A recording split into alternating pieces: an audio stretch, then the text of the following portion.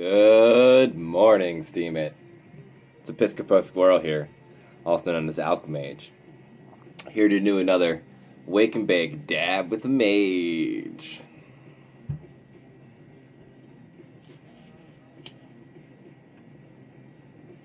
I'm looking into a Qigong healing seminar that's going on in Eugene at the beginning of August.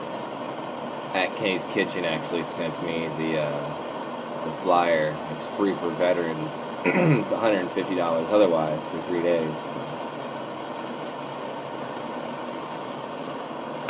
Yeah.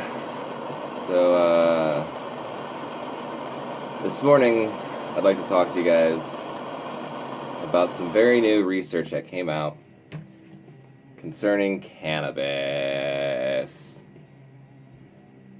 First, cheers.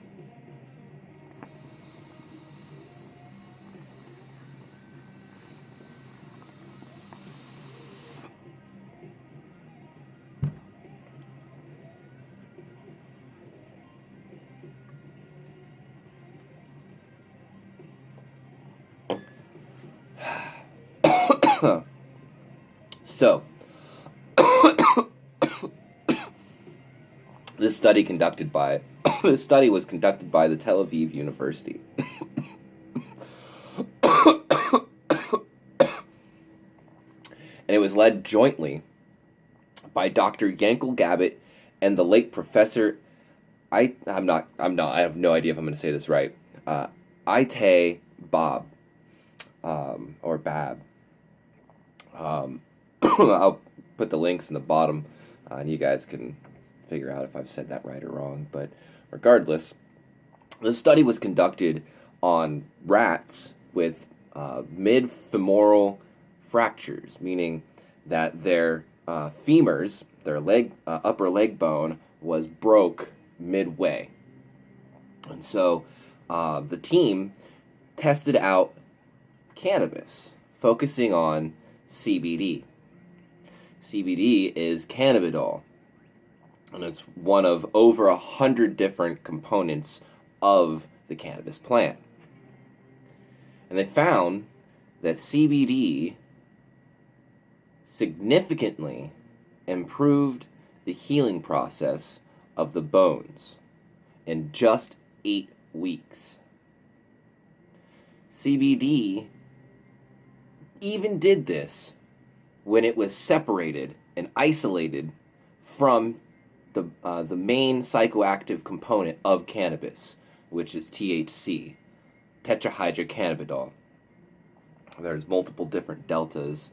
Delta 9 is the main one that people are mostly smoking and are aware of. And anyway, so the Delta 9 is just the place of the carbon chain. Position of the carbon chain. So anyways, the same team earlier in a different study discovered that cannabinoid receptors within our bodies stimulate bone formation and inhibit bone loss. The clinical potential of cannabinoid-related compounds is simply undeniable at this point, quoted by Dr. Gabbett.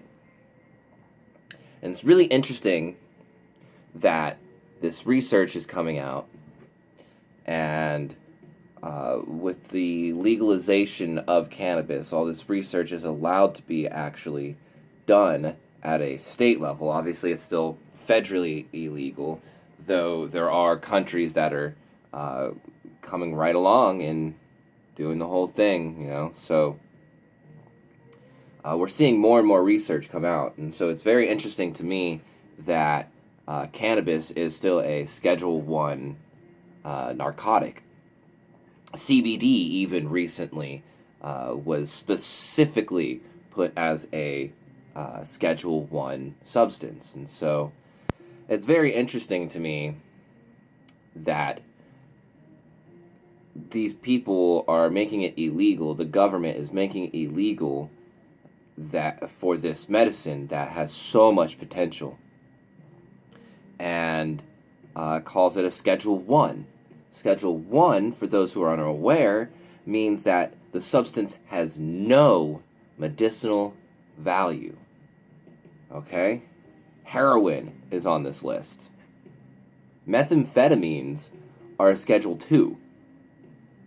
So, what does that tell you? Anywho, so Gavitt adds, CBD, the principal agent in our study, is primarily anti-inflammatory and has no psychoactivity. So it's not even a drug that can be used to get fucked up with. And yet, still, the DEA has labeled this substance as a Schedule 1 having no medicinal value. So what does that tell you about the federal government? Kind of makes you question some things. And the only reason that we react to these cannabinoids is because our body has what's called an endocannabinoid system. And that is a system within our body that is equipped to take in cannabinoids and have like certain receptors where these substances fit in and cause reactions. And they're both for vital and non-vital body functions. So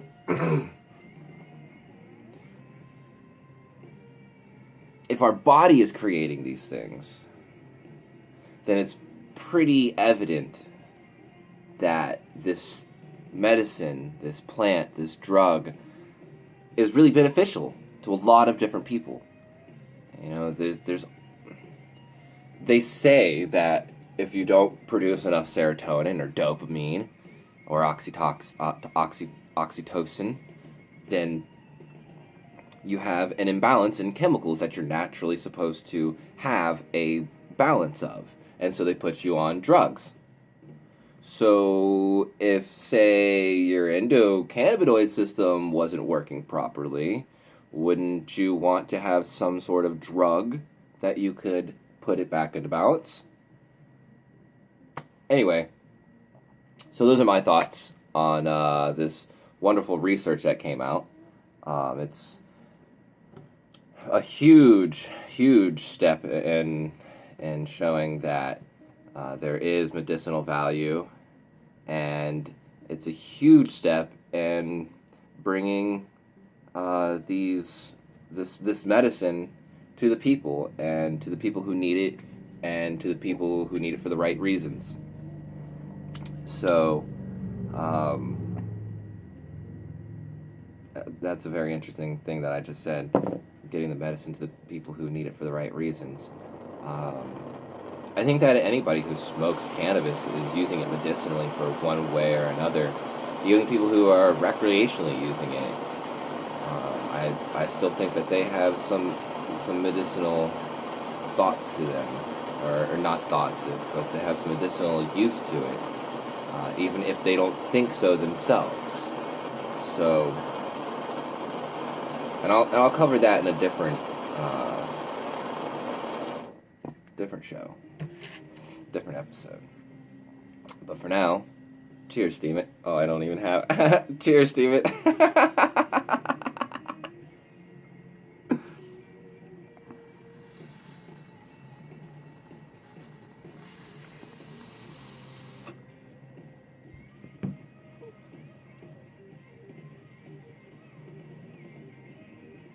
I love you guys.